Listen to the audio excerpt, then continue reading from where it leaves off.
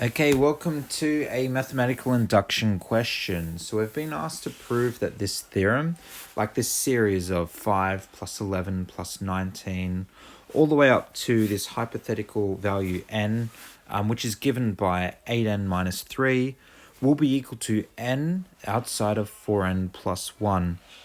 And we're trying to show that this is true for all values of n greater than or equal to 1. Now, just firstly, there's actually a mistake with the question. It's not going to impact our solution at all. So what I might do is I might just go ahead, do the solution, and then we'll discuss where the error has been made with the actual question afterwards for those that are curious. Okay, so with maths induction, nice and simple. First step is to test the first value that this theorem supposedly works for. So we're going to test for n equals 1. Okay, so the left-hand side, it's following this series given by 8n minus 3. We're testing for n equals 1, which is ultimately just the first term. We can already see what that is. That is 5. So whether you just wrote down, like the left-hand side is 5, or whether you subbed the value 1 into this expression, either way, you're going to get the value 5. So everything's good there. On the right-hand side, we have, again, subbing in the value 1 into this expression. You end up with 1 outside of 4 lots of 1 plus 1, and you end up getting 5. This, of course, implies that the left-hand side is equal to the right-hand side. Thus, so messy. You know what? I'll be late. Therefore, the theorem is true for n equals 1. So we've actually shown that we're trying to prove that this theorem is true for all positive values of n, or positive integer values, not stated in the question, but it's implied. We've shown that it works for the first value. Of course, you could then sub in n equals 2, show that it works for the second, then plug in n equals 3, show it works for the third, and continue on for the rest of your life. But ultimately, all you end up doing is showing that the theorem works for a whole bunch of values. You're showing that it's working for a lot of values, but you're not proving that it works for all values. And this is, I guess, really the magic of the maths induction. So once you've tested that it works for the first value, next step is to consider the case. We're going to assume that the theorem is true for some random generic value that we're going to call k. So i.e., what's that going to look like? Well, it's going to be 5 plus, again, technically it shouldn't be an 11 there, but let's just pretend that there wasn't a mistake with the question. And you end up getting up to, right, we're subbing in k here into this. So it's 8k take away 3. And this series here should actually end up being equal to, if the theorem's true, k outside of 4k plus 1, right? I've just subbed k into our theorem. So this is our assumption that we're just going to assume is true. Now we're going to consider, well, what about the next value after k? So now we're going to consider when n is equal to k plus 1. So what would that look like if it was true? Well, that would be this series of numbers right up to, there's the k term. Here is the k plus 1. When you sub k plus 1 into that, you get 8k plus 8, take away 3. So in other words, you end up with this. Right, so this whole series, if you were to add up all of those numbers, what you should end up getting, if the theorem is true, is k plus 1 outside of, again, I'm subbing k plus 1 into here. And you end up, should be getting 4 lots of k plus 1 plus 1. In other words, 4 lots of k plus 5. All right, so this is what we're trying to prove, that there is true. So what are we going to do? We're going to start with the left-hand side.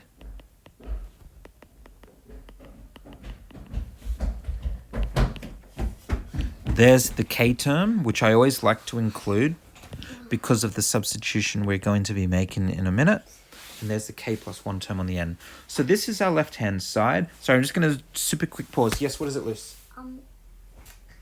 Can you set me up with my work? I'll be ready in 2 minutes. Okay. Okay, yep. All right, just have a little break.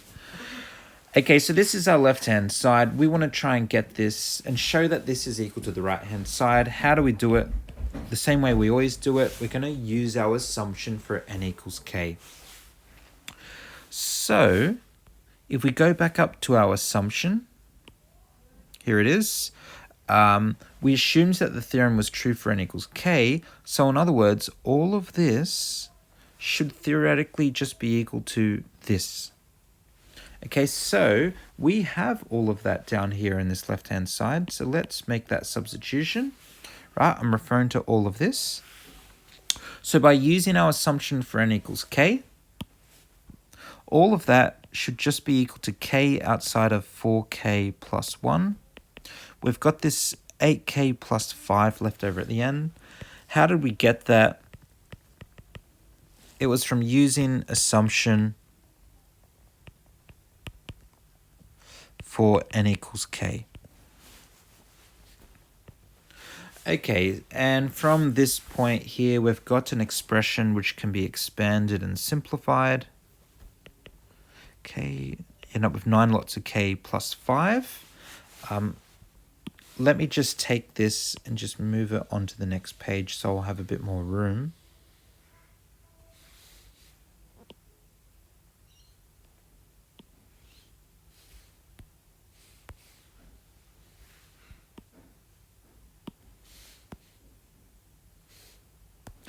Okay, so we're trying to get this here to look like the right-hand side. We've just got ourselves a generic trinomial. You know, to just go ahead and factorize it, any method you use. Again, I think lots of you are using the cross method at the moment. But again, it doesn't matter the method. Factorize that non-monic trinomial just like you always do. And you should end up with a 4k plus 5 as one factor and k plus 1 as the other factor, which if you go back up and have a look, is exactly what our right-hand side is equal to the right-hand side. So we have just shown that because we used the assumption for n equals k, we've shown that this theorem, if it was true for n equals k, it'll also be true now for n equals k plus 1, the next value along. And that's actually it as far as our proof. We just need to do our conclusionary statement.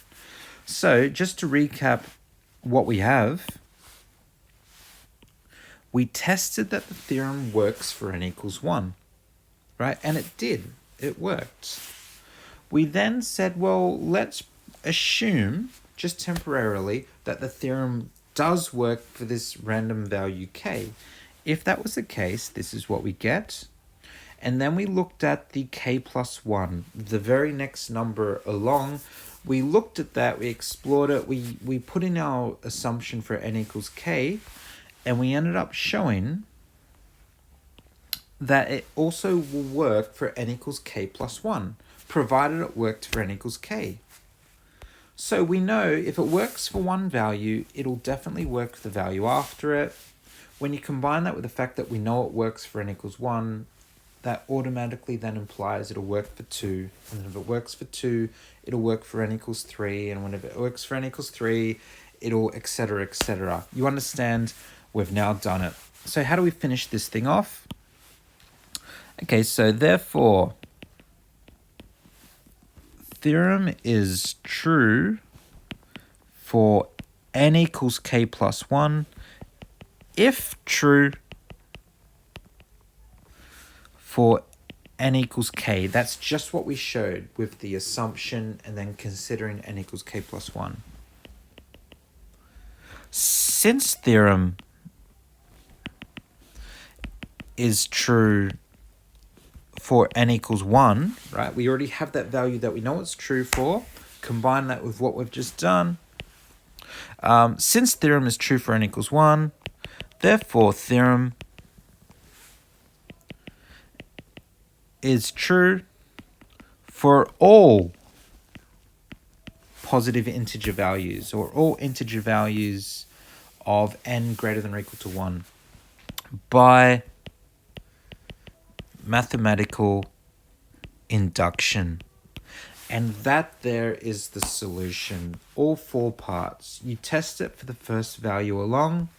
You assume it works for a value k. You then show that it would also work for n equals k plus 1. Right? Here I wrote down what that proof is going to look like. And then this part here is the actual maths part. We start with the left-hand side. We put in our substitution. And then after that, it's just algebra. You know, we collected like terms ultimately and factorized and showed that n equals 1 would also work. And conclusionary statement at the end. All right, so that's it for our solution. Now, for those that are curious, let's go back up and actually see why the textbook made a mistake with this question. Like I'm saying, the theorem actually is true. Where the mistake is with these values here and here. Now, let's say hypothetically you were to test the value n equals 2, right? So we're going to include the first 2 values. Well, the first value is 8 lot to 1, take away 3. That gives you 5. The first value should be 5. The second value, when n is equal to 2, ends up being, was that 16 take away? It's actually the value 13. That's meant to be a 13 there.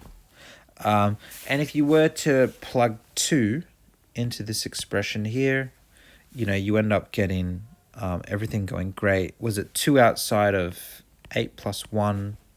You know, this ends up being 19, which is, sorry, 18, which is exactly what 5 plus 13 is equal to. So it was that value there. That was not meant to be an 11. That was meant to be a 13. And if you were to plug in the value 3 to get the third term along in this series,